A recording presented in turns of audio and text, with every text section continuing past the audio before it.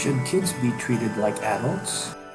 It's one of those statements that most of us have probably heard from different symposia and self-help seminars. I will be talking here from my years of dealing with issues between kids and their parents. The statement actually needs a few qualifications. My experience, the ones who do it correctly are those who consciously do it, while those parents or guardians who don't would normally have no inkling that they are treating their children as adults, albeit in harmful ways.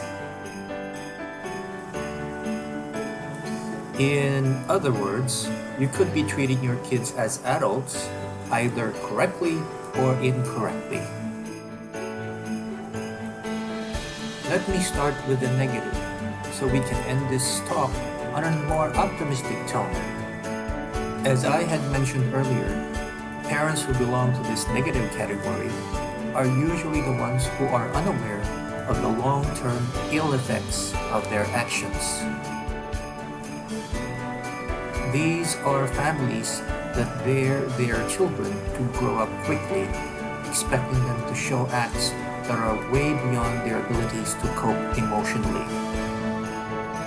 Now, this is where the proverbial adult children come from. Here are some instances when this happens. Expecting them to work or do house chores that have physical demands. Expecting them to take sides or become arbiters in a difficult relationship between parents and siblings. Expecting them to know better than what their age can handle. Expecting them to take care of the needs of their younger siblings, even as there are parents or other guardians around.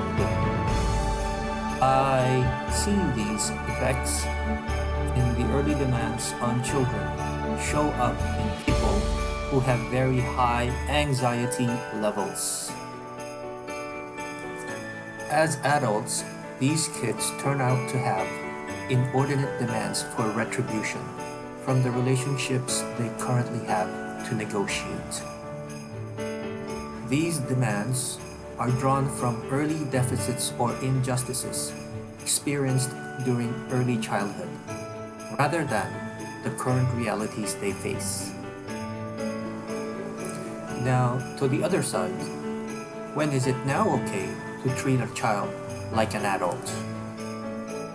Knowing how to stop and listen to a child when he or she wants to express something. Knowing when to tell a child to wait for a response. Knowing how to tell a child in an age-appropriate manner about difficult topics like human sexuality or death. Knowing the age-appropriate skills a child needs to learn. Responding with wonderment and interest to a child's observations about the world around. Offering the same respect for a child as one would offer another adult. These acts eventually translate into children who grow up confident of themselves and who have a realistic appreciation of their abilities. Shame becomes less of an issue, and kids are free to take the initiative and experiment, unafraid of being themselves, even when they choose to be different from the majority. They also learn to treat others with respect and empathy, the way they learned it from the adults in their lives. Kids can be skilled copycats. And finally, and probably most important, these kids see in the adults of their lives how they can do the same for the next generation. This is probably the greatest reward for those of us who are slowly drifting towards the twilight of our lives. Once again, this is Nathan Chua, your personality and relationship development consultant, inviting you to visit our website www.onelifeonly.net. See you soon. Bye bye for now.